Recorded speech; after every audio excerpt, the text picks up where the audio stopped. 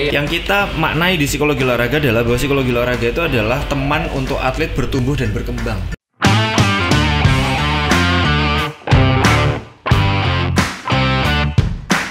Kita ketemu lagi nih. Selama ini kan kita ngobrol mengenai olahraga, kita bicara dengan atlet, dengan pelatih. Kemudian ada lagi kita dengan beberapa atlet yang dari olahraga, bukan olahraga prestasi tapi olahraga rekreasi. Sekarang ini lebih menarik. Ini lebih harus diperhatikan kepada teman-teman, terutama para atlet dan yang lainnya. Kenapa? Karena ini dari sisi tidak terlihat selama ini di balik sebuah persiapan apakah persorangan ataukah tim dalam olahraga, tetapi ini sangat penting. Ini adalah dari sisi bidang ilmu psikologi. Nah, kita perlu nih, kita harus tahu apa sih psikologi itu, apa sih psikologi untuk olahraga itu, dan apa sih manfaatnya, apa sih pengaruhnya, terus harus bagaimana atlet dengan adanya psikologi. Nah, ini yang perlu kita tahu. Nah, saya akan kenalin nih satu-satu ini orang-orang hebat, top, karena mereka punya prestasi yang selama ini sudah cukup handal. Saya nggak perlu cerita siapa mereka, kalau di olahraga, terutama para beberapa mahasiswanya pasti sudah tahu. Ada Bu Weni, Mbak ya. Tadi udah janjian dong. Aku wes janjian nih lo Mbak. Saya nyeluk Bu. Soalnya apa? Dosen saya ini. Satunya adalah Mas Afif. Halo Coach. Ya, oke. Selamat ketemu. Kabarnya gimana? Baik. Alhamdulillah. Kami baik, sehat. Yang penting sekarang tuh semangat. Ya gini nih, Mas sama Mbak, kita kepengen ngobrol nih supaya masyarakat luas tuh tahu apa sih psikologi olahraga, ya kan? Karena selama ini kita cuma tahu, saya aja jadi atlet, kita cuma tahu latihan, coach, pelatih, program. Tetapi ada satu orang psikolog yang ada di situ, tapi kita nggak tahu fungsinya apa dan kita harus gimana, kita tuh nggak ngerti gitu loh. Nah, mungkin siapa duluan nih yang mau ngobrol? Mbak Weni dulu mungkin? Kita udah janjian yang susah-susah Mas Afif gitu dulu. Ngono ya Mas. Singapura sampean yo. Senior kan? Senioritas ya. Iya. Gitu loh Mas Afif. Jadi mungkin gini, perannya apa sih psikolog untuk pada atlet? Baik. Oke, ya sebenarnya saya juga belajarnya dari Mbak Weni ya. Jadi sebenarnya sama aja.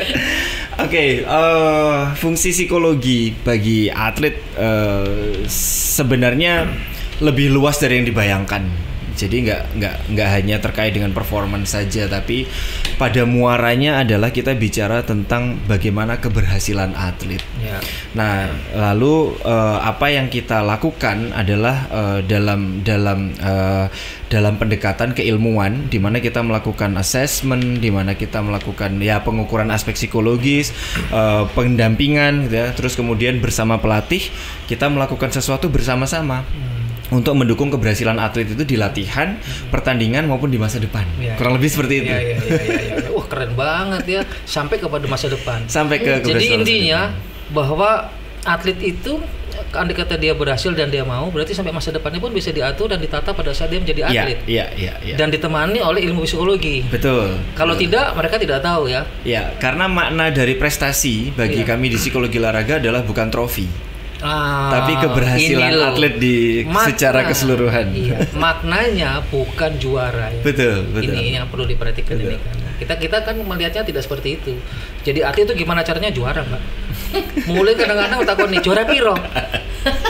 Kalau kalungannya emas, wah digigit-gigit. Nek kalungannya umplung ya. Wah, ditelino, nunduk ini wes bisa jadi sopo, ya kan? Nah, kayak begini, ini secara psikologis kan pengaruh Mas. Seharusnya walaupun mereka tidak juara, walaupun mereka tidak bersaing, harusnya tetap dengan tegak kepala, bukan menunduk, bukan ini. Dan tegakkan kepala itu bukan pada saat megang medali emas, karena juara kan bukan adalah dari sisi psikologi, bukan itu yang dilihat kan itu. Setuju ya? Setuju. Aku dari mahasiswa. Aku dari mahasiswa nih, tambah pinter aku ini. Oke, mungkin bahas psikologi olahraganya ya Mas Yudi ya sekarang. Mas Afif juga udah tahu lah teori-teorinya, tapi intinya kalau psikologi sendiri kan kita belajar perilaku ilmu perilaku betul. Gitu ya.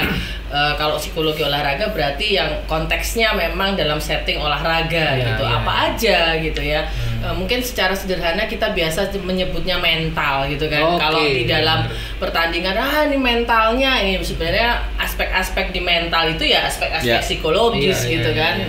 Apa aja ya banyak, dan ternyata setiap cabang olahraga aspek-aspek psikologis atau mentalnya itu beda-beda gitu ya kan. Nggak semua butuh kerjasama gitu kan.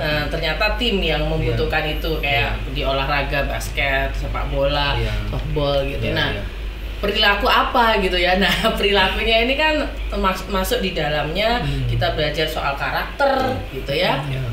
Makanya tadi Mas Afif bilang bukan sekedar trofi gitu ya, tapi gimana attitude kamu di lapangan, attitude saat bertanding, attitude saat latihan gitu kan.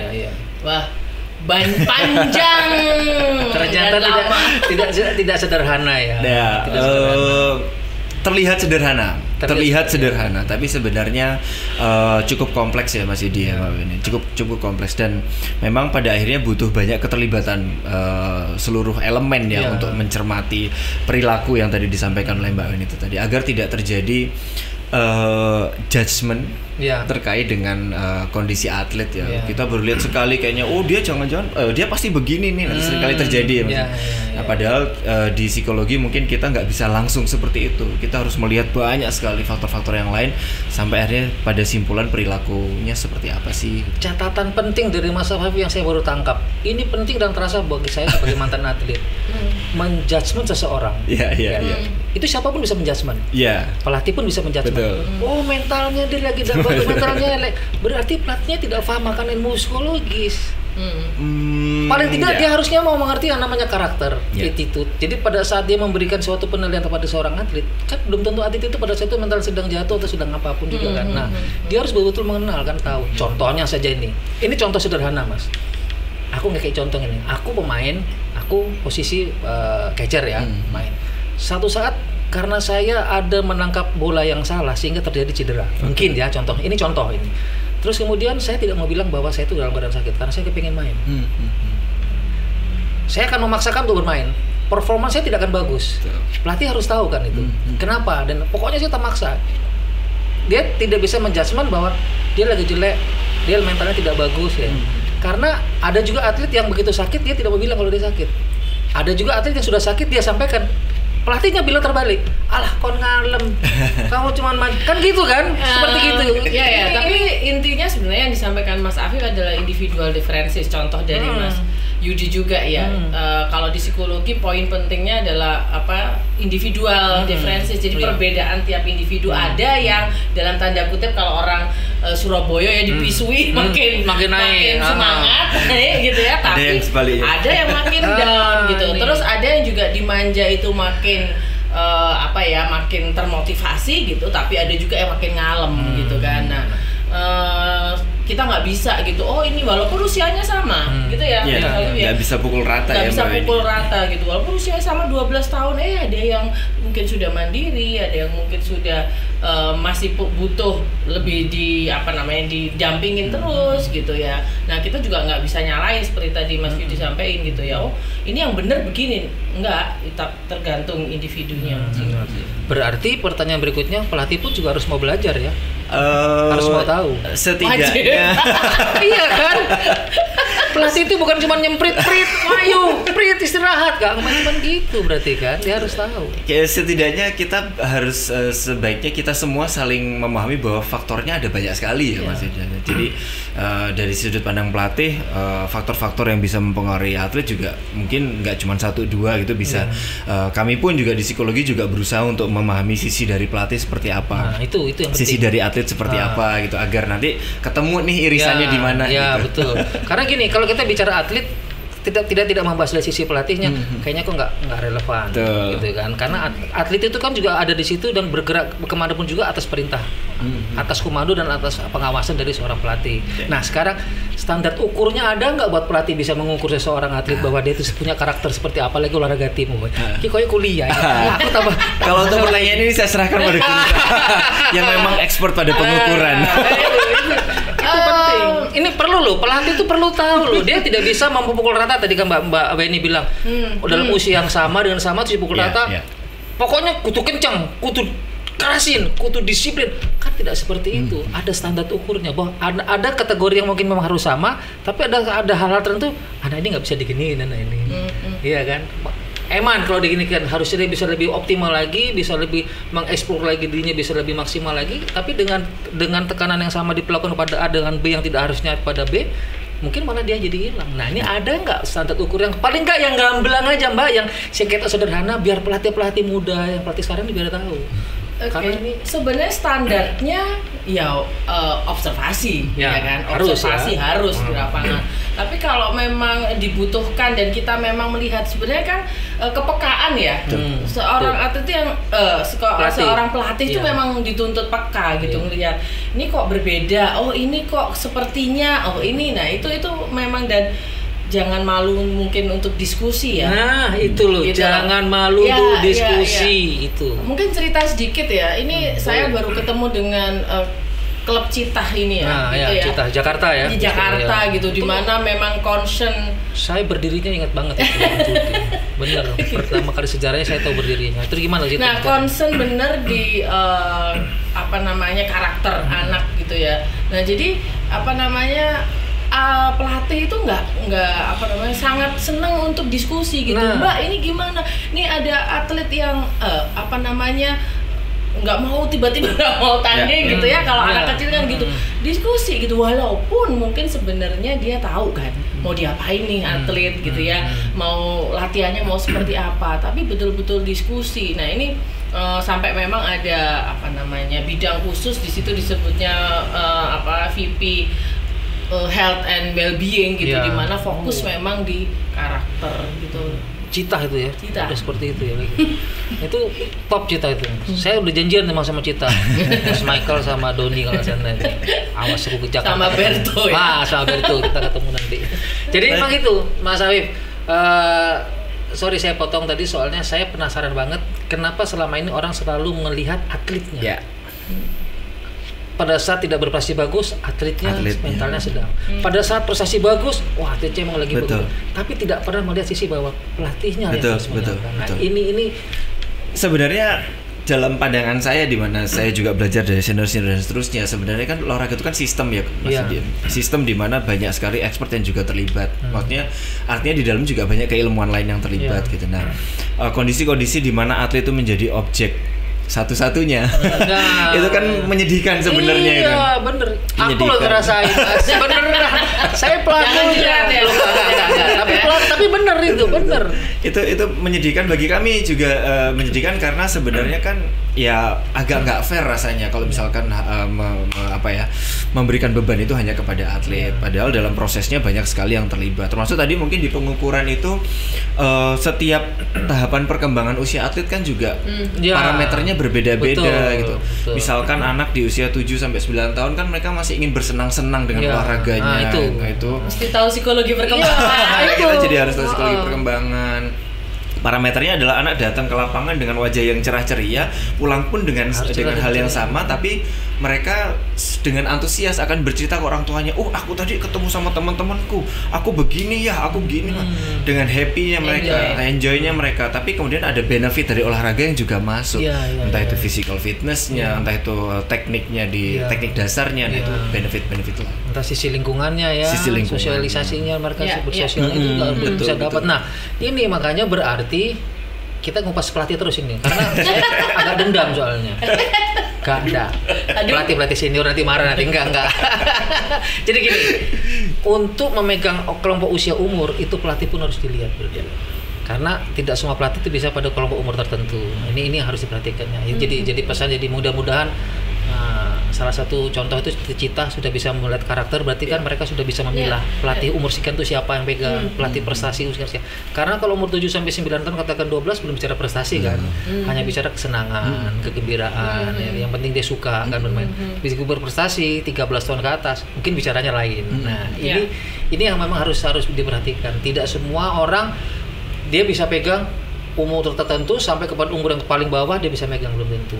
Kayak saya aja disuruh di kongkong ngelatih, pegang doang anak SD, bisa nggak kelemnya kalau anak SD kelas 1 sampai kelas 6 mungkin nggak bisa loh, nggak telaten aku. Emosi ya, emosi jiwa.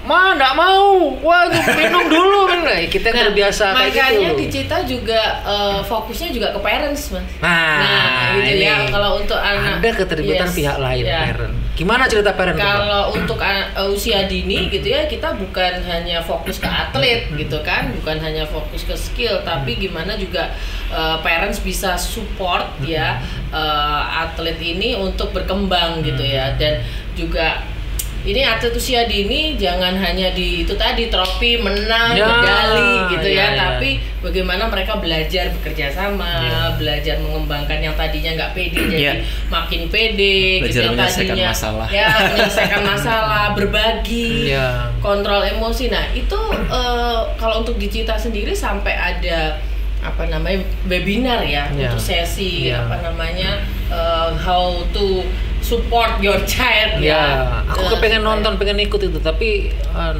internal katanya. Bilang sama bos. Pada ikut ya Michael, pengen dengerin, belajar aku. Iya benar itu Mbak ini memang harus seperti itu. Contohnya seperti gini, kelompok usia tertentu itu kan memang usia dini ya, terutama itu kan memang sisi psikologisnya itu kan memang pengaruh, terutama parent gitu loh. Nah orang tua ini sangat pengaruh. Nah di mana sebenarnya ini satu contoh aja yang kita lihat. Kalau kita analogikan seorang chef, tukang masak, ini bahannya, ya kan, buatlah kue tart seperti ini. Maka kalau seorang chef dia akan bentuk kue tart sesuai dengan kreasinya yang dia ada. Tapi kalau orang tua tidak menjadi seperti chef, dia datang, ini bahannya, dia mau buatlah kue ini, analoginya. Enggak harus begini, enggak bulat, enggak kotak, harus begini. Dia memaksakan untuk dia menjadi anaknya seperti idolanya dia. Katakan idolanya dia adalah pemain A. Kamu kalau bisa seperti si dia dong, dia pukulannya bagus, larinya kenceng, ini pokoknya pasti hebat. Dia gimana caranya menduplikasi si ini.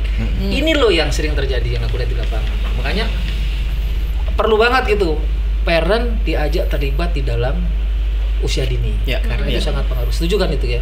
Ya, dan itu ngaruh juga di sebenarnya kita tahu ini sebenarnya anak-anak ini minat atau enggak, berbakat atau enggak, gitu kan? Betul. Jangan sampai orang tua yang menyemplungkan, apa sih menyemplungkan bahasa Surabaya ya? Nyemplungkan itu jegurno. Lebih Surabaya lagi.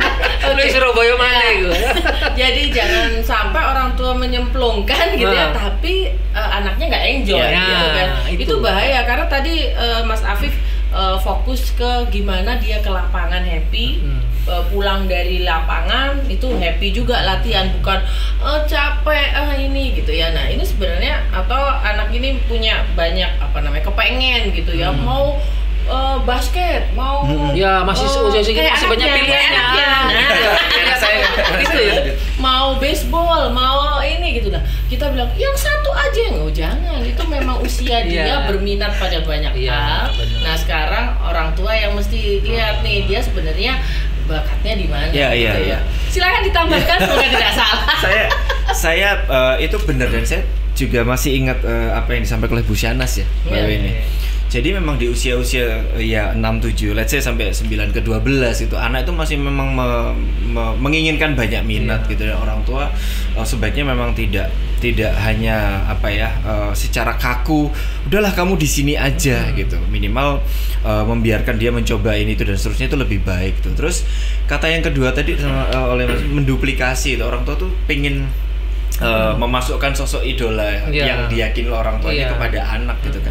Nah ini yang sekarang jadi concern di beberapa kurikulum di sepak bola, di AFC untuk youth jadi kurikulum bahwa anak yang sepak bola di usia dini itu biarkan mereka menjadi versi terbaik oleh mereka sendiri. Iya benar. Nah ini yang sedang diadaptasikan di Indonesia gitu. Nah tapi ya kita tahu kalau di Indonesia kan parents juga ke parents ya.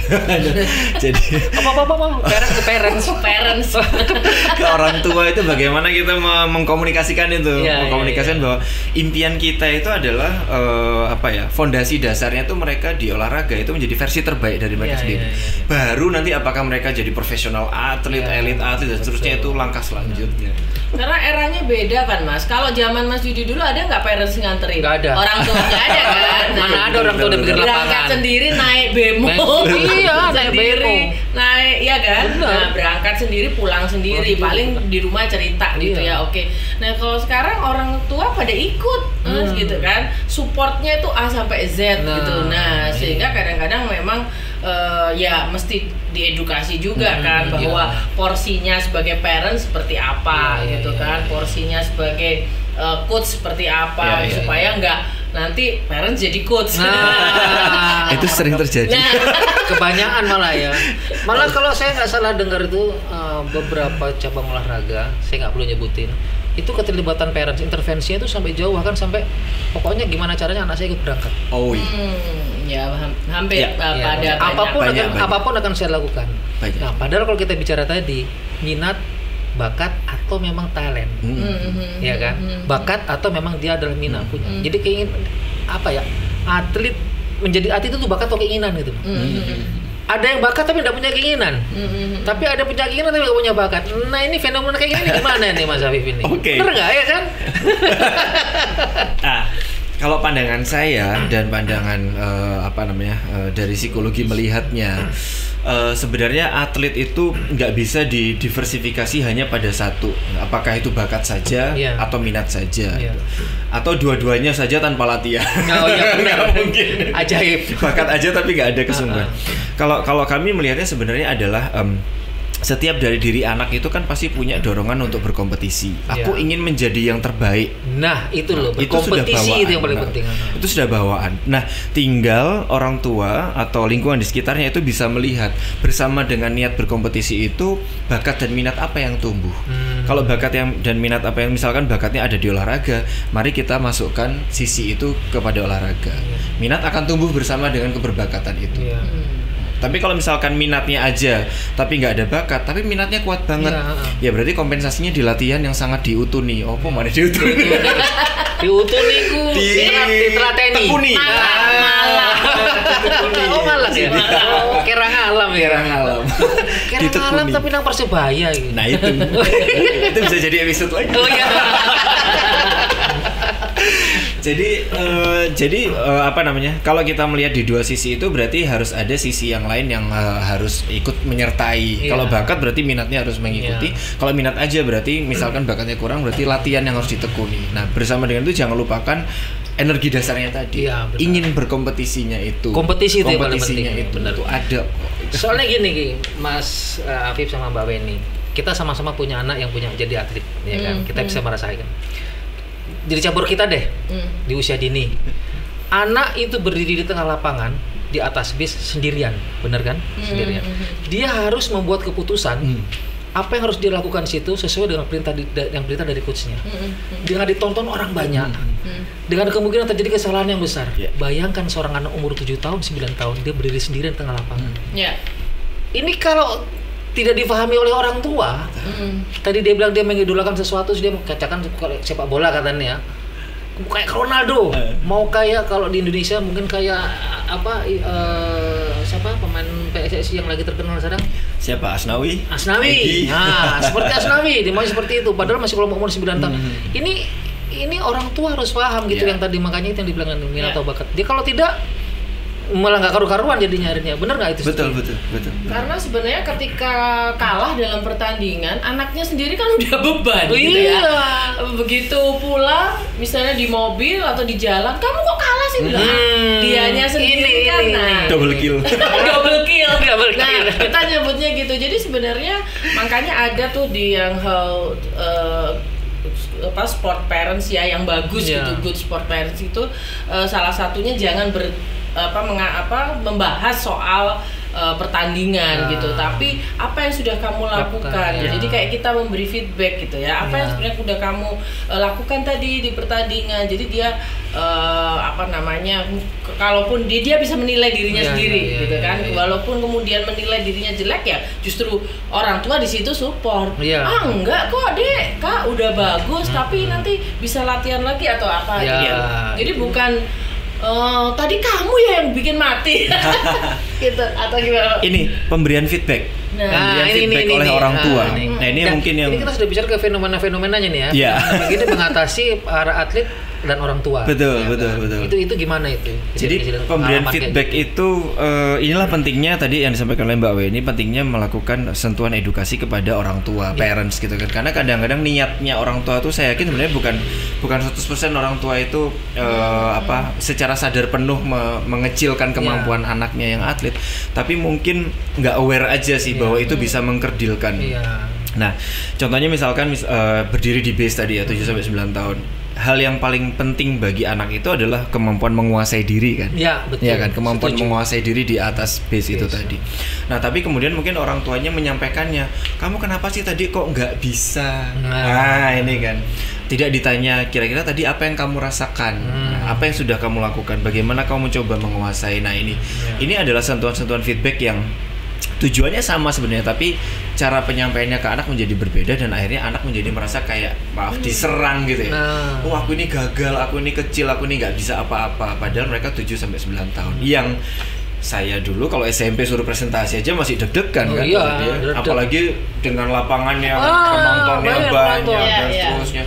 Menguasai diri ini keterampilan yang penting untuk anak saat itu gitu. Jadi tonton orang di tengah lapangan itu kan ada yang teriak tepuk tangan.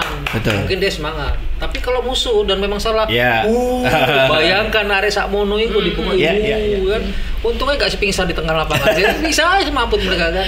Nah, ini makanya berarti buat orang tua juga perlu banyak belajar ya. Sekali lagi individual differences yang dicontohkan Mas Afif tadi beda dengan anak saya ya. Oh gitu. Jadi gitu. kalau misalnya yang atlet itu ya kan, kalau dia ditanya bisa kan mukul, bisa bawa pikir gampang. Nah, nanggapi respon ngono kok ya. Langsung fight back ya. Anakku yang ngono. Loh, nembak mau masa enggak bisa ke 10 sih kok ke 9 ke 8 terus.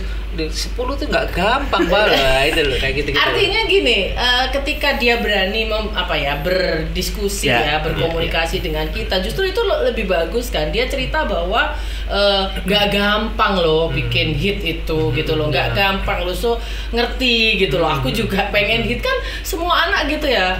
Mas Yudi ya pengen main bagus, pengen semua tampil pasti. ini, tapi begitu tampilnya saat itu jelek mungkin dengan segala macam ininya, jadinya ikut itu tadi, bukan memberi feedback yang menguatkan, malah kok gitu sih. Nah, itu loh yang penting. Kesempatan untuk secara terbuka menyampaikan apa yang dirasakan ya. Walaupun kesel juga sih ya. Pikir gampang. Dengan aneka jenis ekspresinya anak gitu. Tapi ketika anak diberikan ruang untuk mengekspresikan itu mungkin itu lebih baik. Daripada orang tua satu arah. Iya, benar ya. Jadi interaksinya muncul ya. Dihidupkan interaksinya ya. Itu yang penting. Nah, ini kadang-kadang mungkin karena budaya kita ya. Jadi orang tua itu harus didengar, harus dipatuhi dan segala macam sehingga kadang-kadang mereka tuh yang latihan dari pagi sampai sore sepanjang 3 bulan, sepanjang 6 bulan, sepanjang 1 tahun, mereka yang merasakan, mereka yang mendengar terus teorinya, tapi kayaknya lebih tahu orang tuanya biasanya. Itu loh yang bikin mereka. Makanya itu momen, harus menciptakan momen kan. Bukan begitu kalah kita ajak ngobrol. Anak-anak juga butuh sendiri loh, gitu kan. Anak-anak juga butuh ngobrol dengan temennya. Kadang-kadang kan ayo pulang selesai tanding gitu, padahal sebenarnya dia butuh berinteraksi sama temennya ya. Kalau udah ngomong usia dini tuh kompleks. Jadi kita kan tadi janjian usia dini kok episode khusus. Episode khusus panjang kompleks. Makanya kita bicara tadi paling tidak dasarnya kita untuk maju ke olahraga prestasi di usia prestasi. Nah, untuk usia prestasi, Mbak Beni, kita tahu terutama putri yang sangat-sangat dinamikanya itu betul-betul dibanding tim putri itu betul-betul kompleksitasnya itu emosionalnya ada waktu-waktu tertentu, mudah tersentuh, dan ini di usia-usia seperti begitu juga ini perlu penanganan tersendiri. Peran psikologi itu di mana? Apakah harus aktif atau menunggu atlet yang punya keluhan? Kan sering gitu. Kalau zamanku, kalau dia belum punya masalah, nggak ke psikolog. Iya kan? Begitu ada masalah, ayo kita ke psikolog. Di kepalanya kita ini apa?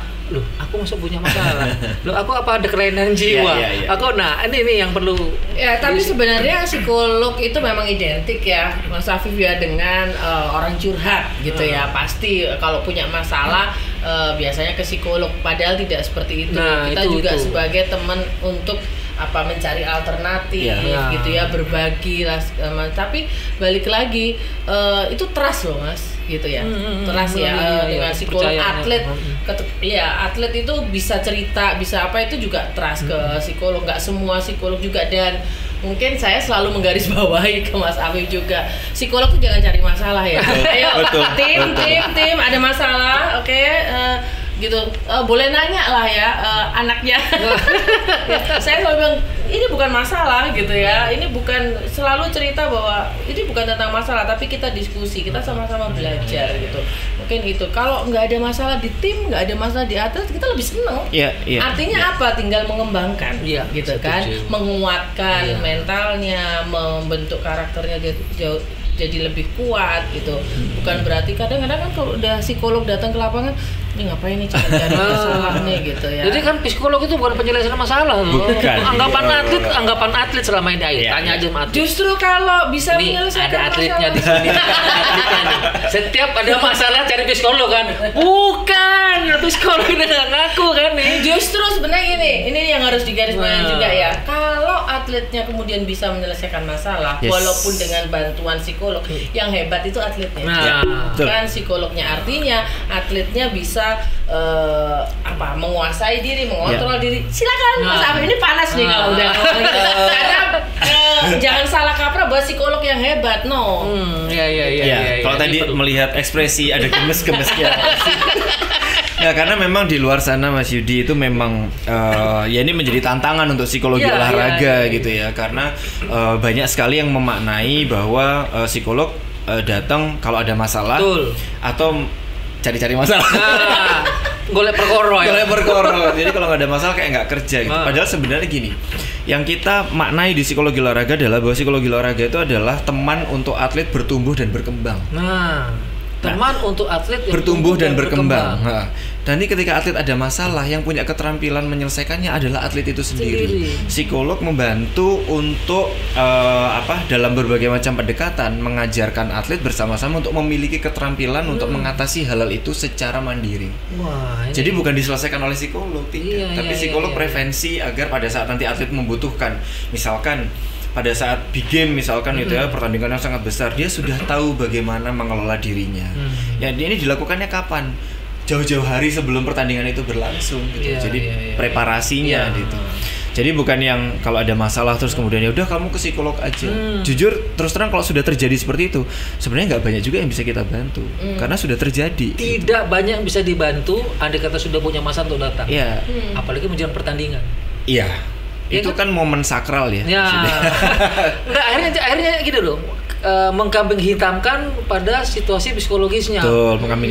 Padahal bukan betul. Gitu loh. Tapi kenyataannya gitu, Mas. Jadi kalau menang kan teknis ya. Kalau kalah kan psikologi. Baru mau tak bahas. Mental. Hampir semua orang mengatakan begitu kalah psikologisnya lagi bermasalah ya. Tapi begitu prestasinya bagus, memang dia keren, skillnya dia bagus, terampil dia memang kelasnya di level di situ. Itu kan nggak fair gitu. Memang harusnya prepare dari jauh-jauh sebelumnya. Ini yang harus disiapkan oleh pengetahuan seperti ini, informasi pengetahuan seperti ini yang atlet yang harus paham. Jadi kalau memang timnya itu sudah punya tim psikolog, ya jauh-jauh sebelumnya seringlah berkomunikasi, seringlah berdiskusi gitu, bukan menceritakan curhat ya, curhat tapi curhat yang diskusi, bukan curhat dengan yang hanya semua masalah dicurhatkan gitu aja, tapi kan diskusi kan, jadi bisa melihat bahkan mungkin, ini setuju nggak nih, bahkan mungkin gini, ada teman yang punya masalah, tapi dia tidak bisa menyelesaikan masalahnya dan tidak berani ke psikolog dan tidak berani mengungkapkan. Dia bisa bantu temannya, itu mendidik, mengajari dia untuk menyelesaikan masalah bagaimana andai kata terjadi pada dirinya. Iya kan? Setuju nggak? Nah, ini yang harus mulai diajarkan kepada mereka. Setuju nggak Mas Habib? Itu pendekatan peers ya. Pendekatan kelompok. Jadi itu biasanya kita aplikasikan, pengalaman yang pernah kita lakukan adalah di kelompok usia remaja. Remaja dengan masalah yang sama. Kalau biasanya remaja itu kan memang suka berkelompok dan biasanya mengelompokkan dirinya pada satu jenis masalah yang sama. Yang galau ya, galau ya kan. Nah, keterampilan mereka untuk menyelesaikan masalah sendiri dalam kelompok itu menjadi penting dan itulah yang berusaha kita kita dampingi prosesnya sih. Bukan kita yang selalu nanti gini ya, enggak seperti itu. Bukan memberikan jalan ya. Iya, bukan saya gini, bukan memberikan kayak gini loh, menuntun bahwa harusnya A, B, C, bukan. Nah, tapi memberikan wawasan, dengan pengetahuan itu yang paling penting ya. Sebenarnya mereka itu tahu kok. Tahu ya, tahu. Iya, kalau ada ceritanya harusnya mereka tuh manusia kan, mereka tuh tahu kok caranya menyelesaikan masalahnya, tetapi kita membantu dengan pendekatan itu tadi. Ketika orang punya masalah gitu ya, termasuk di dalamnya atlet, mungkin pelatih, rasanya kan udah paling berat gitu ya masalahnya gitu, atau seperti tidak ada penyelesaian gitu. Tapi mereka ketika digali kelebihannya apa, mungkin ya, terus atau kamu mesti diingatkan lagi bahwa perlu bersyukur gitu ya, pada tiba-tiba ya iya ya gitu ya. Ya itu kan sesuatu yang wajar aja bahwa kita selalu perlu diingatkan, termasuk Anda kan ya. Jadi terus meskipun punya banyak pengalaman perlu diingatkan juga gitu maksudnya Mas. Jadi gini, sebuah kekalahan itu bukan berarti kiamat kan gitu. Iya. Kan itu kadang-kadang orang pada saat itu wah selesai sudah saya. Ya kan. Apa? Bisa didorong kabelnya. Sorry. Terlalu antusias. Keren di sini pokoknya. Ngobrol paling santai. Iya kan? Nah, oke, jadi gini, permasalahan-permasalahan yang muncul di atlet itu kadang-kadang itu mereka tidak paham akan harus berbuat apa. Iya. Peran psikolog itu ada di situ tuh sebagai apa mereka tidak tahu. Pengetahuannya harus mereka harus diberikan oleh pelatih, pengurus lah. Ini loh ada tim psikolog, contohnya seperti waktu Mbak Weni di Asian Games. Ini loh Asian Games jadi ada psikolog. Mereka selalu berpikir wah kalau ada masalah ke Mbak Weni, padahal bukan itu kan. Ini mereka harus diberitahu. Mulai dari usia dini ada rasa ketakutan, bukan ketakutan sih. Bukan berarti beti takut banget, tapi enggan. Kayaknya kalau ke psikolog itu ya karena persepsi tadi. Iya itu loh. Itu harus dimulai sekarang dikikis. Di usia atlet prestasi loh ya yang kita bahas ini. Mereka tidak berani. Banyak yang tidak pernah mau ke psikolog karena kayaknya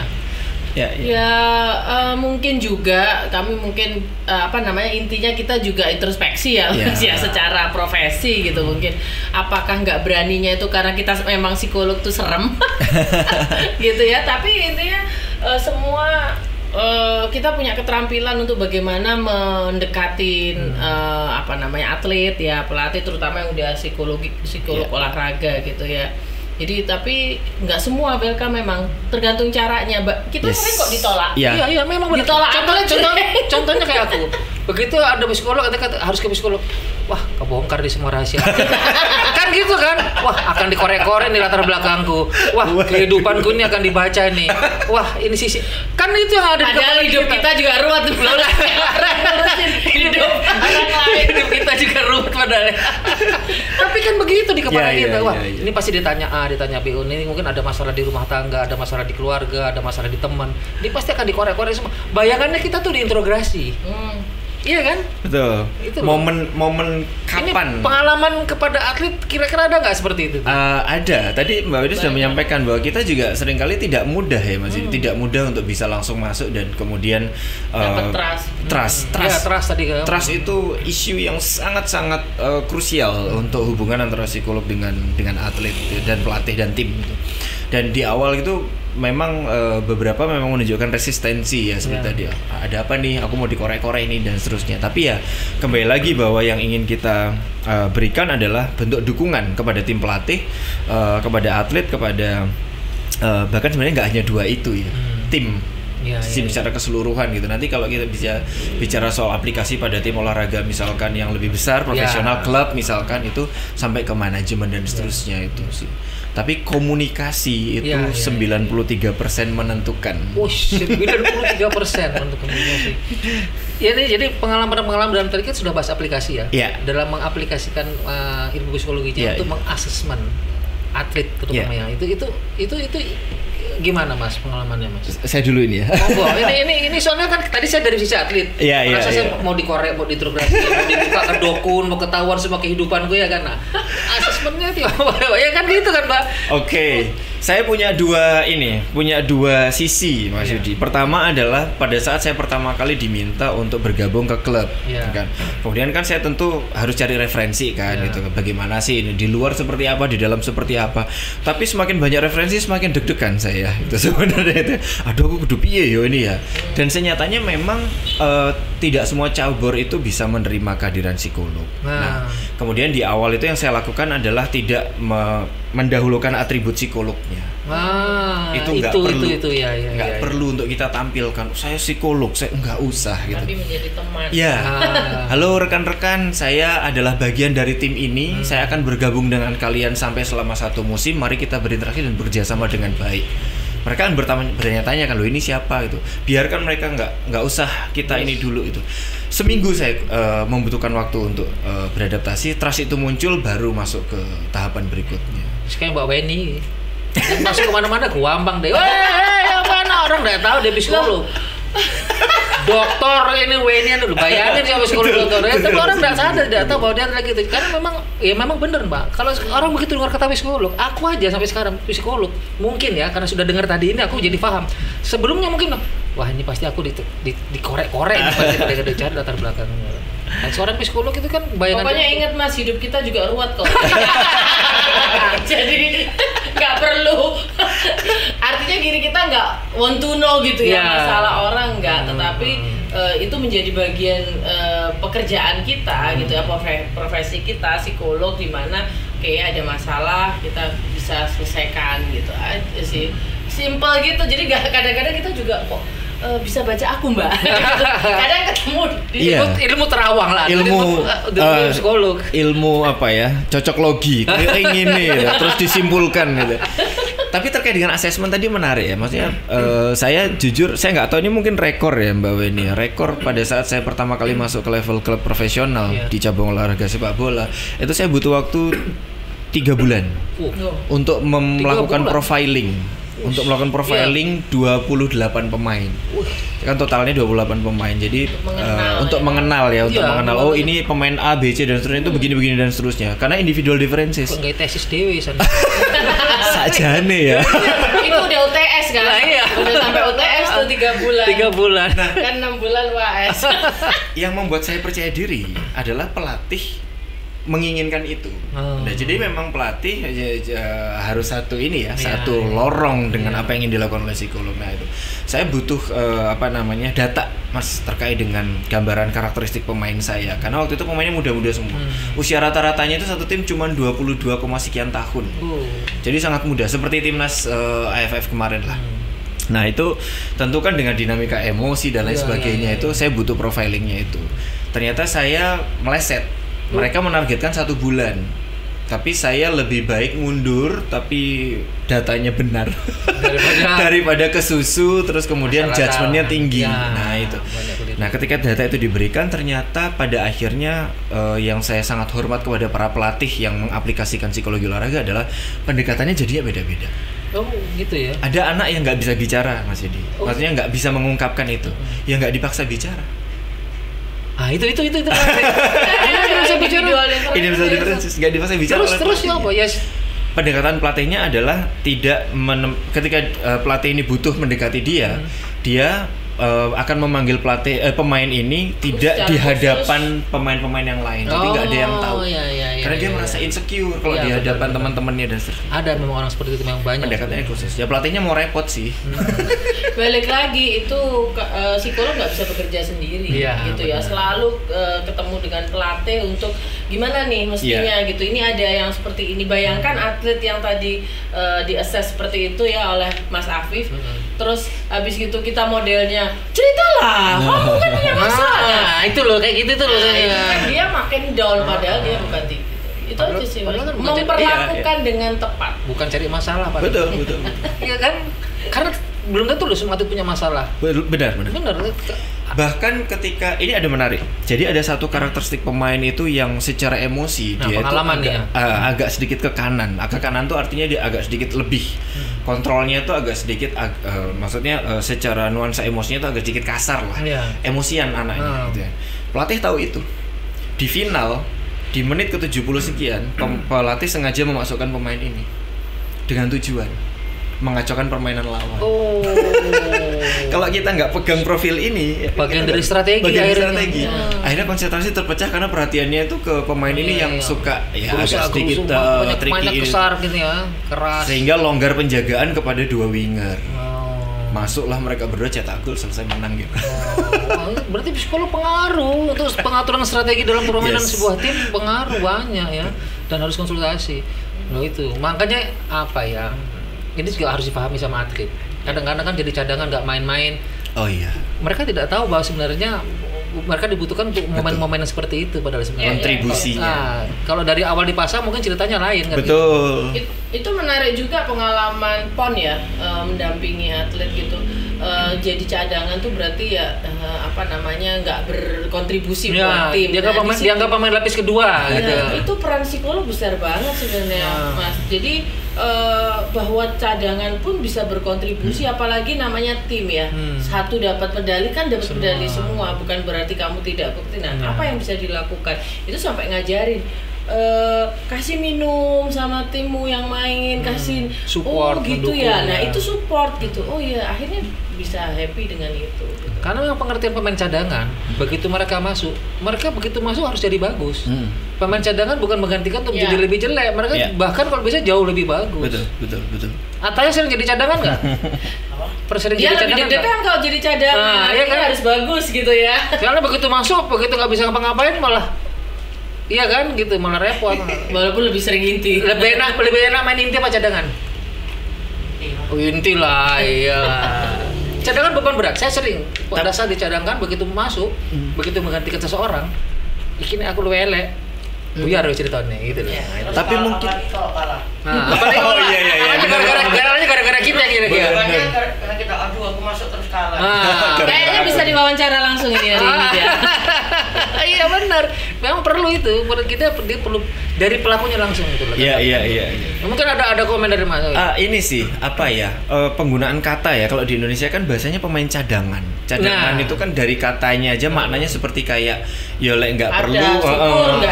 Kalau nggak perlu banget ya nggak dimasukkan, cadangan gitu kan. Padahal sebenarnya kalau di ini kan reserve player, pemain pengganti. Berarti kan levelnya sama nih. Ya kan pengganti itu levelnya sama. Bahkan kayak tadi disampaikan Mas ini, levelnya lebih dan masuk di waktu krusial. Kalau di basket kan ada namanya clutch player. Pemain pengganti yang dimasukkan untuk merubah momentum. Nah itu. Jadi ya itu bahasa Indonesia mungkin cukup terbatas ya. Jadi kalau cadangan maknanya jadi begitu ya nggak salah juga. Pengaruh loh kata cadangannya ya. Cadangan reserve sebenarnya. Apalagi usia mereka. Pemain cadangan nggak main dia cadangan. Padahal dia dibutuhkan pada saat momen tertentu nanti. Begitu dia adalah orang hebat yang akan dibutuhkan di momentum tertentu. Apalagi kalau di baseball kan namanya pitcher emang banyak banget. Ngantri. Iya. Sekian harus ganti. Tapi sampai itu bagian dari strategi. 4 atau 5 ya. 4 atau 5 ya. Bisa lebih. Dari strategi bahwa closer itu adalah yang bisa mematikan di akhir gitu. Ada starting pitcher, ada yang berikutnya, banyak itu di baseball. Tapi kalau catcher nggak ganti-ganti ya? Enggak kan? Capek 7 inning. Kenapa nggak main pitcher? Kok nggak main? Hah? Final lah. Enggak, kamu kok main catcher, kok nggak main pitcher? Kamu kan pitcher. Capek ya pitcher ya? Tergantung coach. Oh gitu ya. Tapi dia kan main pitcher juga kan? Iya. Kalau di U14 kan ada kayak batas lemparan pitcher. Oh iya, hitung tertentu. Kalau nggak cedera soalnya kan harus ganti. Nah itu hal-hal seperti begitu juga ya, kelompok umur itu juga pengaruh. Nah ini makanya pengalaman yang paling unik menangani seorang atlet dari sisi psikologi ada nggak? Saya ada. Nah ini perlu yang paling unik, kita perlu tahu nih kayak apa sih atlet yang paling unik ditangani secara psikologi ini. Jadi atlet ini dia nobody lah. Dia berasal dari keluarga yang bahkan kalau di Indonesia itu tinggalnya tuh di bukit lah, susah dijangkau sinyal, susah dijangkau ini dan sebagainya. Dia diboyong ke Surabaya dengan ekspektasi ya masyarakat bola Surabaya yang begitu tinggi gitu ya, dan cukup sulit bagi dia untuk beradaptasi secara kultur. Kemudian kami diminta untuk bantu adaptasinya gitu kan. Secara bahasa aja udah sulit. Bantu untuk dia beradaptasi. Adaptasinya. Padahal personalnya itu lebih kuat ya, dibantu dengan gimana caranya bantunya? Nah akhirnya kami tidak mungkin bisa membantu tanpa mengenali dia dulu kan. Jadi di 2 minggu awal tuh saya betul-betul mencoba menyelami siapa sih dia, profilnya bagaimana, riwayatnya seperti apa, hal-hal yang tidak ada di Wikipedia. Browsing atlet kan ada ya, atlet namanya ini muncul nih gini, yang nggak ada tuh yang kita cari tahu. tapi dengan tujuan yang kita sampaikan di awal. Saya akan bantu kamu untuk beradaptasi dan seterusnya. Dan masa-masa sulit itu justru terjadi ketika dari yang sebelumnya tidak di kota besar kemudian di kota besar sih, adjustment perilaku dan seterusnya itu. Jadi, saya bilang kepada yang bersangkutan bahwa kamu akan menjadi pemain yang sangat hebat gitu kan, tapi dengan satu syarat, kamu harus belajar untuk mengendalikan dirimu. Caranya gimana? Saya informasikan ke yang bersangkutan ya dengan pendekatan yang kita miliki, hal-hal yang menjadi strength and weakness-nya dia, selalu balance kan. Kamu unggulnya di sini, yang harus kamu kembangkan bukan kelemahan, yang harus kamu kembangkan adalah di sini dan seterusnya gitu. Jadi kita tidak menjustice ya. Kita tidak boleh menjudgment bahwa kamu jelek ini dan enggak, tapi yang akan kamu kembangkan lain. Ya. Dan tolong stick dengan ini aja. Nanti kamu mungkin tidak akan selamanya di klub ini, tapi kamu akan menjadi sesuatu. Dan kemarin dia bermain di AFF dengan kontribusi yang cukup besar, meskipun kalah 4-0, tapi saya bersyukur sih dia ada di sana tuh. Itu 2 bulan proses yang cukup berat ya, dan itu membutuhkan totalitas untuk menyelami. Ya pastilah itu yang aneh yang. Tapi bukan karena saya. Nah, karena pribadi dia yang mau berkembang. Kalau dia nggak mau berkembang, dia nggak akan bisa ya. Atletnya kembali kepada bersangkutan. Karena dia yang ingin berkembang. Walaupun mungkin ya memang psikolog punya teknik teknik yang bagaimana supaya nyampe gitu ya. Kalau atletnya keras kayak siapa? Anak bapak ya. Nanti ya kan pendekatannya beda ya kan dengan yang memang saya selalu nyebutnya smart dengan apa sih? Nggak gampang percaya gitu ya atletnya, kan lain dengan yang ada beda situ. Nah, itu ada memang atlet yang betul-betul mereka itu menerima apa adanya, tapi bukan berarti menerima, cuman tapi tidak masuk juga. Tapi ada atlet yang juga memang dia dia kritis. Ini yang harus penanganan secara tersendiri ya khususnya. Nah, ini pelatih kadang-kadang juga harus tahu akan itu. Wah, itu bisa Mas Yudi, bisa diajak di sesi awal untuk kita identifikasi apakah atlet itu sudah mengenali tujuan belum. Tujuan dia jadi atlet itu apa? Itu penting. Itu akan membedakan pelatih nanti bisa melihat anak ini coachable. Anak ini akan mungkin di usia tertentu akan mentok gitu ya. Yang satu mungkin cek wangele sih, nah itu akan ada yang begitu. Leren wae, penari ae ya. Akan ada kan yang begitu, seimbang. Ya, mengajari anak usia segitu, bukan usia dini nih, usia prestasi. Usia prestasi. Tetapi mereka harus tahu sadar bahwa mereka berkompetisi. Itu kan banyak sekali aspek di dalamnya. Yang perlu kita bahas lagi nih, yang paling penting adalah terutama untuk pelatih yang melihat. Atlet itu kan latar belakangnya berbeda. Tidak aja sisi ekonominya, tingkat pendidikannya pun berbeda. Betul. Di kelompok umur 19 tahun katakan 17 sampai 20 tahun atau katakan PON 23 tahun ya. Itu di antara mereka itu ada yang mahasiswa, ada yang sudah kerja, ada yang masih SMA kan bermain. Ini kan berbeda tingkat pendidikannya. Ini pendekatannya ada kesulitan nggak nih di sini nih untuk mereka? Karena apa? Tingkat pendidikan berbeda itu kan nalar dan penangkapannya mereka itu juga akan beda dan pemahaman. Kalau udah masuk di tim kelas nasional mungkin udah seleksi alam ya. Kok gitu ya? Udah pasti itu udah terseleksi gitu ya. Nggak ada yang jauh banget enggak sih gitu. Tapi masalah temperamen mungkin emosi atau apa ada. Tapi secara umum misalnya kecerdasan ya itu udah ada minimalnya kan. Apalagi untuk olahraga tertentu yang memang faktor kecerdasan itu penting ya. Itu mesti pinter, mesti tahu strategi, mesti cepet nerima instruksi pelatih. Itu udah kalau udah di level nasional gitu atau daerah lah ya, membawa nama daerah rasanya udah nggak ada yang begitu gitu. Tapi gimana cara pandang mereka itu memang masih beda-beda, balik lagi individual differences gitu ya. Ada yang seneng kalau tadi Mas Afif cerita pendekatan ke atlet itu yang berkesan ya. Kalau ini di softball sendiri ada misalnya ada atlet marah karena dipindah-pindah posisinya gitu ngerasa bahwa kok aku nggak punya posisi tetap sih gitu. Nah itu pendekatannya kita ngasih pemahaman beda dengan yang besoknya ada atlet lain curhat, kok yang lain dipindah-pindah aku enggak. Nah, beda lagi kan? Beda lagi gitu ya. Nah, itu kayak begitu tuh sering kita, bukan masalah yang berat-berat sih sebenarnya Mas, cuman sesuatu yang memang perlu kita arahkan gitu ya. Yang sampai ini loh kamu dalam posisi ini. Memang tuh kesulitan dalam sebuah tim tuh di situ ya. Karena kan latar belakangnya berbeda semua, tidak sama. Ini sisi psikologis paling penting di situ, pendekatan-pendekatannya. Nah, sekarang ini yang paling akhir nih, saya pengen nanya nih, berkaitan dengan kita bicara olahraga itu kan identik dengan sportivitas. Sisi psikologi itu sampai berpengaruh sampai sejauh mana sih sama sebuah sportivitas? Karena banyak atlet yang tidak sportif, jujur. Mungkin ini pertanyaan terakhir tapi dia 3 jam. Iya, makanya ini terakhir tapi panjang ini. Karena begini, ini yang paling banyak terjadi di seluruh cabur. Iya. Sportivitas itu kan waduh sangat mendasar sekali kan ya. Perilaku di lapangan, menanggapi sebuah kemenangan atau sebuah kekalahan, terus kemudian hal-hal untuk menerima perintah dari seorang pelatih, kemudian dengan temannya sendiri. Jadi yang namanya sportivitas kan tidak hanya pada saat berlaga. Tapi kehidupan dia sebagai seorang atlet itu harus sportif. Karena apa? Apa yang dia bawa di lapangan adalah kehidupan dia sehari-hari sebenarnya. Nah, dari sisi psikologi ini melihat sportivitasnya gimana sih dan caranya gimana nih ya. Saya sampai menarik nafas panjang. Nah, kata kunci yang tadi disebutkan di awal Mas Yudi itu adalah bahwa sportivitas itu kan bagian dari kehidupan mereka sebagai atlet. Nah, kalau kehidupan itu kita bicara elemen-elemen yang lain juga.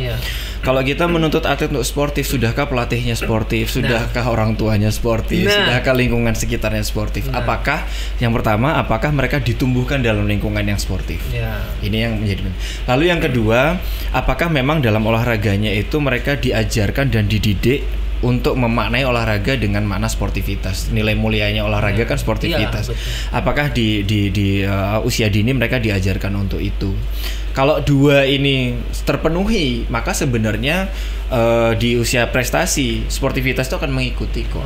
Sebenarnya ya. Nah, lalu kan muncul nih fenomena yang sekarang kan, kok banyak atlet yang nggak sportif. Nah, berarti ya di dua area itulah yang harus kita identifikasi gitu. Karena kadang-kadang akar dari ketidaksportivitasannya itu adalah dorongan-dorongan untuk shortcut mencapai sesuatu. Nah, itu kata kuncinya. Shortcut untuk mencapai sesuatu. Sehingga meninggalkan sportivitas itu sendiri. Betul. Mencari jalan paling praktis. Pengen menang, jaga lawan gitu kan.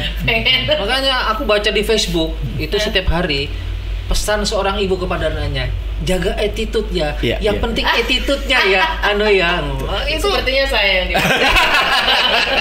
Tapi itu benar Mas. Karena attitude itu identik kuat dengan sportivitas. Kalau attitude-nya jelek, sportivitasnya pasti jelek. Betul.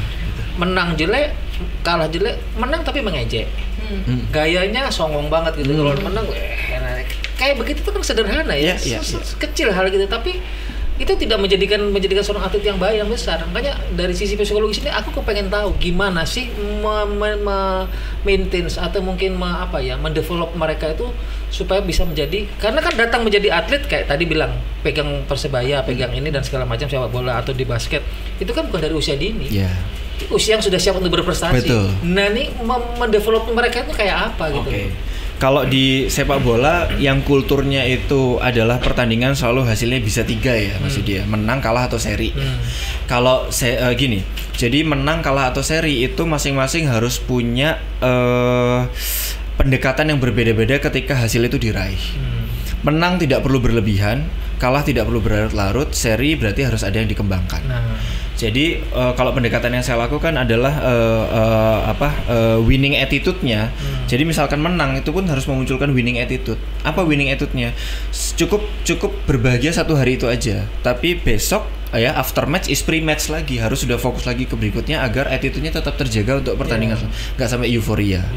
Kalau kalah juga sama, winning attitude-nya apa? Berarti apa yang membuat kita kalah dievaluasi, tapi dicukupkan hari itu aja sedihnya, besok sudah memunculkan itu lagi. Attitude-nya kembali ke champion mentality tadi.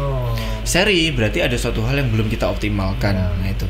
Nah, yang jadi persoalan adalah kecepatan masing-masing orang dengan differences-nya ini tadi gitu. Jadi kami menyebutnya letting go ya, kecepatan untuk berdamai dengan situasi buruk. Kalau menang sih lebih banyak nggak mau berdamainya. Wah. Kalah itu kadang-kadang ruang ganti itu bisa senyap sampai 30 menit. Dan itu hening yang rasanya nggak enak banget. Nggak menyenangkan sepak itu. bola itu nggak mau bikin gerakan itu nggak enak. Itu. Bunyi sesuatu itu nanti pelatih ngelirik itu udah rasanya udah takut banget, serem gitu. Tapi ya itu tadi champion mentality ya, attitude yang baik tadi. Nah itu nanti muaranya adalah selalu pada sportivitas. Ya. Dan akan terbawa kok ke permainan. Contoh yang paling mendasar kalau di sepak bola adalah ketika sudah unggul tidak akan mengulur-ulur waktu. Ini attitude. Jadi tidak mencari keuntungan dari menit yang terus berjalan kan. Kalau sepak bola kan menitnya jalan terus ya Mas di bawah ini. Nah itu tidak mencari, itu attitude di situ. Nah di prestasi kita memasukkan hal-hal yang sifatnya memang sudah aplikatif.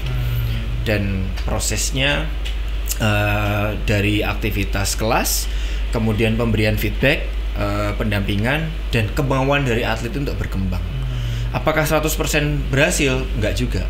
Ada yang memang tidak coachable, yang akhirnya mereka terseleksi dari alam itu tadi. Akhirnya tidak bertahan lagi di klub, mungkin naik grade ke liga di bawahnya dan seterusnya. Bahkan hilang. Bisa jadi malah nggak ada. Itu di sepak bola ya. Sepak bola. Sekarang di softball sama bisbol yang paling pelit itu. Kayak Ataya coba jadi catcher. Enggak. Ini menarik Mas, baru tak ceritain di sini. Semoga anaknya nggak GR. Jadi kemarin kebetulan kan si anak itu dapat the best ya. Iya makanya. MBI gitu kan. Wah, baca aku itu pegang piala ada fotonya. Oke, enggak, selamat ya udah dapat. Mah, aku tuh setiap tanding nggak mikir the best. Aku mikir tim. Nah, terharu kan, apa ini karena anak psikolog ya gitu ya, tapi ini gini, enggak ngejar the best mah, pengennya tim ini kuat, tim ini solid, tim ini, jadi dia ngerasa bahwa menangnya kemarin tuh menang usaha tim gitu loh, teamwork, jadi teamwork gitu ya, jadi di situ kerja tim gitu, ngerasa ya ini sportif gitu ya, dan terus kemudian gimana caranya ngajarin anak untuk sportif itu PR banget gitu ya, ya kan, usia dini atau remaja lah ya, itu PR banget, gimana cara jangan dong kayak begitu kalau udah menang, jangan dong kan udah itu susah Mas. Nah itu harus terus menerus gitu Mas, kalau masalah sportivitas, karena memang intinya di attitude ya, bicara kalau karena gini Pak, ini spesifik ya, kita bicara olahraga sama-sama di softball, bisbol saja, sangat spesifik. Kalau olahraga sepak bola mungkin aku nggak seberapa ngerti ya. Perilaku kita di lapangan saja itu sudah memberikan beberapa contoh yang selama ini menjadi budaya.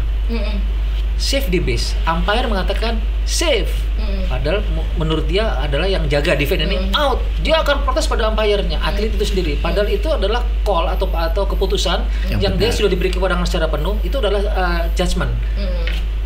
Apa menurut dia, ya kan? Tapi dia akan protes. Setelah selesai protes tidak diterima, ya kan? Harusnya kan dia menerima itu keputusan. Bermainnya tidak terima, sama bola. Bahkan sampai selesai pertandingan ada loh, umpire-nya pun wasitnya pun masih ditunjuk-tunjuk. Tapi intinya bahwa protes bahkan untuk atlet usia dini itu bagus ya. Artinya mereka tahu mana yang benar, mana yang salah versi mereka gitu. Tetapi bagaimana protes yang berattitude gitu kan? Itu kalau tadi ya kan, jangan sampai terus kemudian wasitnya ditendang lah, terus atau wasitnya dipakai mimik aja kan udah melawan gitu ya. Itu tetap dikasih tahu gitu, karena efeknya juga rejected kan? Itulah sportivitas. Jadi sebuah keputusan wasit yang sudah diberi kewenangan penuh, mereka harus paham, mereka berdiri di tengah lapangan itu kan bukan sebagai perhiasan.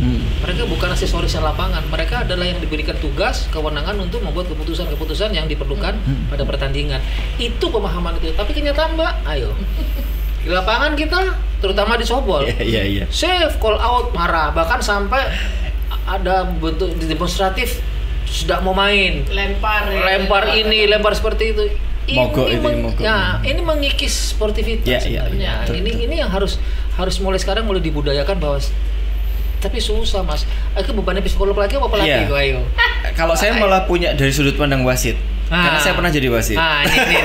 Ini menarik. Tapi bola basket. Basketnya psikologi atau psikologi wasit ini? Psikologi wasit. Jadi ada sempat inilah pengalaman sebagai wasit. Yang sulit di posisi referee atau umpire adalah bahwa memang selalu ada dua sisi yang akan menerima keputusan dan ada sisi yang tidak menerima itu. Tapi persoalannya adalah bagaimana secara sistem gitu ya, respect the game itu dimaknai oleh semua elemen. Ya. Jadi protes, saya setuju, protes nggak apa-apa, Ya. tapi ada tata caranya, Ada batasnya, ada tata caranya. dan ada batasnya, ada prosedurnya. Ya, ada gitu. prosedurnya. Nah, ketika prosedur itu dipenuhi, berarti dia protes dengan respect the game. Ya. Tapi kalau di luar dari itu dilakukan, berarti sudah nggak respect, berarti kembali ke tidak sportif dan attitude itu tadi. Nah, ini yang nampaknya perlu dimasukkan ke beberapa kurikulum ya, pendidikan harusnya seperti karakter terkait dengan respect the game dan Ya. attitude itu tadi. Makanya jadi berarti attitude sangat berpengaruh terhadap sportivitas seorang. Betul. Kan begitu, kalau attitude-nya tidak bagus berarti dia tidak akan punya sportivitas yang bagus. Iya. Nyambung ke episode berikutnya Mas, tentang parents Oh, itu itu ya. parents nanti itu. Maksud jadi itu Balik lagi udah harus udah parents harus Ya. nambah gitu di ini nggak Betul. bisa di lapangan. Kapan-kapan kita ngundang parents juga. Bener, Mbak Weni sama parents. Kita pengen tahu sih orang tuanya sendiri parents apa sih maunya. Menurut dia gimana sih? Sudut Terus pandangnya. sudah dari sudut pandangnya bagaimana? Penilaiannya dia terhadap atlet yang begini gimana sih? Pelatih yang seperti gimana sih? Nah, Iya. ini perlu, Pak. Karena apa? Latihan di lapangan hanya latihan di lapangan dengan pelatih ya. Itu cuma tahu masalah skill, keterampilan. Tapi sisi seperti begini di mana nyarinya? Iya kan? Buku, literasi, mendengarkan seperti begini, kita ngobrol ya kan, diskusi. Itu di situ, adanya cuma di situ. Di lapangan nggak ada, Mas. Iya kan? Di lapangan pernah ngajak ngobrol nggak? Kita masalah attitude, masalah ada nggak? Nggak ada. Pokoknya gimana lempar Tapi kenceng, dia mah udah Emaknya- capek. Emaknya psikolog. Sekarang kamu nanya, kamu punya emak psikolog, seorang psikolog, emak pengaruh gak kamu di rumah selama latihan? Sering diberi nasihat atau berikan pandangan, sering nggak?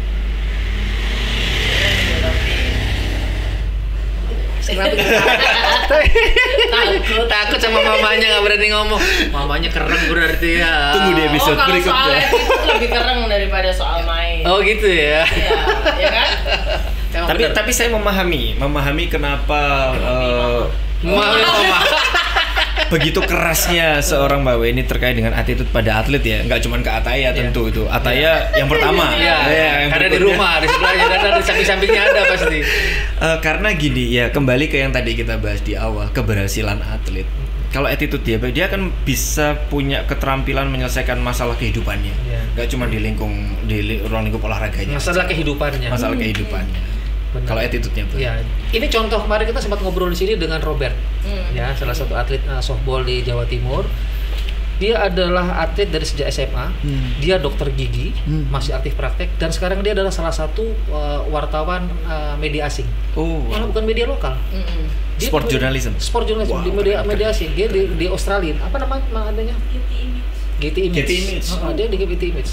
Dan sekarang dia dikontrak sama Canon. Keren. Dia di ini semua dilakukan karena cuma satu, dia bilang karena dulu saya olahraga, karena di situ mengajari bagaimana namanya disiplin, komitmen, kemudian terus ya di attitude. Kan ada mainnya kan pakai aturan. Kita kan udah asal main kayak main layangan di luar di pinggir jalan kan, main softball ada aturan segala macam. Sehingga itu membentuk dia menjadi seperti itu. Bahkan dia tuh mau mendaftar ke media asing itu 4 tahun dia tidak diterima, dia terus dia mencari pengalaman. Ini sedikit cerita dari tadi yang namanya attitude, dan tadi kan Mas Afi bilang bahwa keberhasilan prestasi seseorang itu akan membawa pada kehidupan berikutnya. Ini terbukti. Rata-rata pemain-pemain atlet yang bagus biasanya kehidupannya kita tidak melihat dari suku satu ukurnya, tapi hidupnya pasti akan lebih bagus. Dalam beberapa hal dia akan lebih unggul daripada mereka yang tidak punya prestasi. Kebayang aja kalau kontrol emosi aja satu aspek gitu ya, dia nggak bagus gitu, gimana dia bisa bekerja sama nanti di lingkungan kerjanya gitu ya. Gitu. Mungkin merasa teman kerjanya itu sebagai saingan terus gitu kan, atau macam-macam, nggak pede lebih lagi gitu ya. Itu dari satu dua aspek aja udah kelihatan, nggak bisa kerja sama. Gimana nanti bisa di dunia kerjanya dia bisa terseleksi nanti oleh alam gitu, bahwa kamu orang yang nggak bisa kerja sama di pekerjaan. Tinjauan pengembangan karakter pada olahraga. Makanya Beliau itu pakar. balik lagi kenapa Cita concern itu sebenarnya bukan pada gimana mereka fokus di olahraga itu aja loh Mas, tapi bagaimana mempersiapkan di masa depannya dengan karakter yang ada Didapatkan didapatkan dari olahraga. Setuju. Memang itu memang perlunya kita ada klub-klub seperti begitu supaya menjadikan banyak melahirkan orang-orang yang betul-betul unggulan ya, sebagai SDM unggulan gitu loh. Nggak promosi sih, tapi emang serius banget ya klub ini. Ya, tapi keren. Aku ngikutin. Serius banget untuk attitude dan karakter tuh. Penting. Mbak Ewen itu lah angkatannya kita lah. Ya. Apa di angkatan saya? Attitude tertentu kan bisa dilihat. Siapa yang memiliki attitude, siapa yang tidak, itu kan kelihatan banget kan. Berhasil apa tidaknya dari sisi prestasinya, bekerjanya dan segala macam itu kelihatan banget.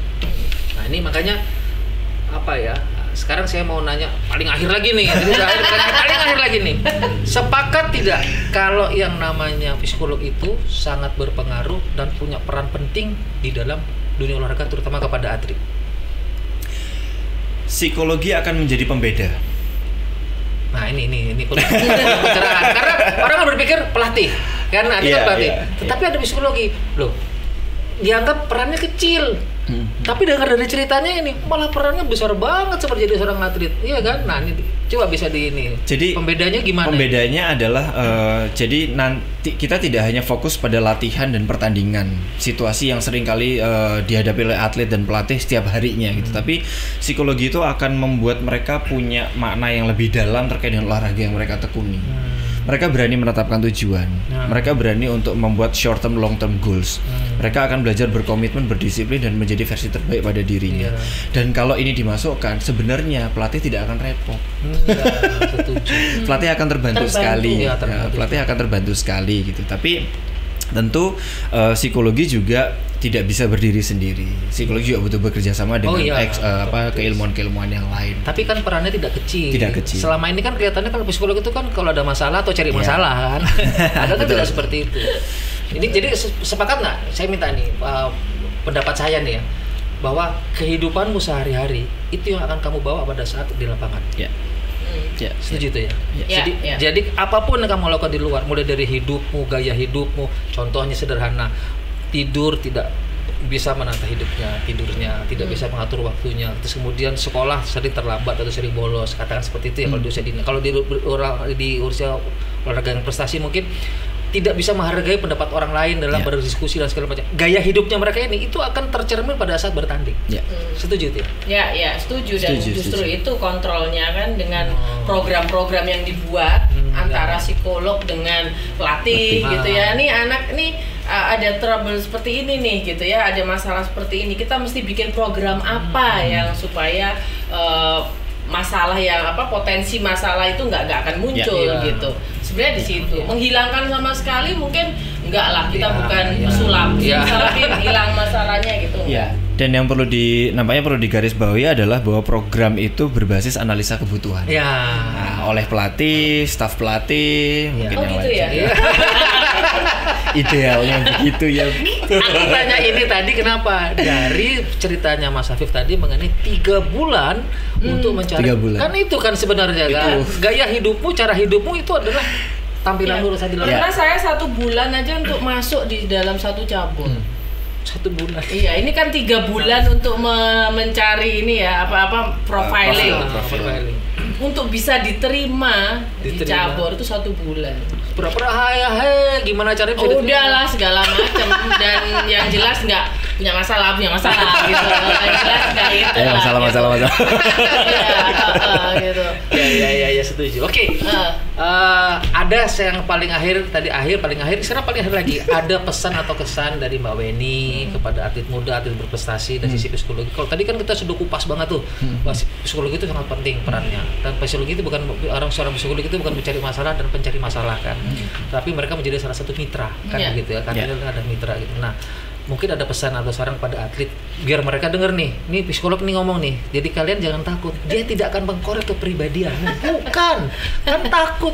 Lagi galau dipikir ketahuan lagi putusnya atau gimana kan. Bukan. Nah, mungkin ada pesannya nih kepada atletnya. Kalau dari saya intinya selalu berteman ya dengan atlet gitu ya. Intinya berteman dengan atlet, berteman dengan pelatih. So kita itu mitra gitu ya. Bener-bener teman lah, selalu memposisikan itu. Dengan begitu ya nggak perlu takut gitu aja sih. Maksudnya berteman tulus bertemannya ikhlas begitu ya. Tulus berteman walaupun nanti memang ketemu mau ini curhat gitu ya. Nanti ketemu lagi mau ini curhat, tapi itu bukan masalah curhatnya tapi trust. Iya. Jadi ada ini berteman ya. Ada tendensi sedikit saja bahwa tidak terasa sesama teman, tidak terasa atau tidak senang, tidak nyaman, itu sudah membuat dia sendiri tidak nggak akan keluar cerita gitu intinya sesama teman. Mungkin kalau Mas Afif? Iya, kalau saya bagi para atlet yang sekarang menekuni suatu olahraga, Anda sudah berada pada circle yang sangat tepat untuk mengembangkan diri sebagai bekal nanti di masa depan, karena setting olahraga itu adalah setting kehidupan sebenarnya, miniaturnya di situ. Nah, tinggal sejauh mana Anda striving for success itu sih. Sejauh mana Anda mau untuk mengembangkan diri itu sepenuhnya ada pada diri Anda, itu aja sih. Dan kita bersama-sama di psikologi akan mencoba untuk memfasilitasi itu dan mengembangkan itu semua. Oke. Terima kasih buat Mbak Beni sama Mas Afif. Dan sesama psikolog juga harus terus belajar, Mas. Ya. Gitu. Saya diskusi ke Mas Afif. Masih perlu belajar. Nggak ada ceilingnya, nggak ada atapnya. Sama, kita juga masih perlu gitu. Ataya perlu ingat ya, waktu kita dulu masih main catcher, itu merasa softball itu kayaknya kan kita ngeliat ternyata masih ada lagi. Kita terus belajar. Terus gitu kayak gitu, nggak ada berhentinya. Nanti itu akan kita bahas juga di episode tersendiri tentang Ataya itu. Terima kasih banyak udah hadir di sini. Nggak terasa. Terima kasih. Tapi akan ada episode berikutnya ya Mas Afif. Masih banyak nih, masih banyak yang belum tak ada nih. Itu masih menarik banget nih. Cuman waktunya ambil. Mbak Beni juga sudah ada jadwalnya Mbak Beni. Terima kasih banyak. Terima kasih banyak. Terima kasih. Sukses selalu. Sukses selalu.